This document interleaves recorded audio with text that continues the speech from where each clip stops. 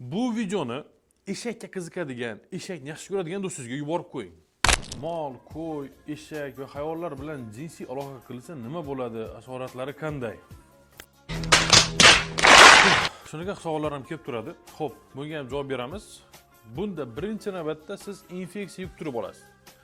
Travma berishi mumkin. Hayvon sizni travmalab qo'yishi mumkin va eng asosiysi psixikangizga ta'sir qiladi. Psixika o'zgarib ketadi. Siz hayvonlarga qiziqib ketasiz. Ayolingiz qolib ketadi. Uylanganingizdan keyin ayolingizga emas, hayvonlarga qiziqib ketadigan bo'lasiz.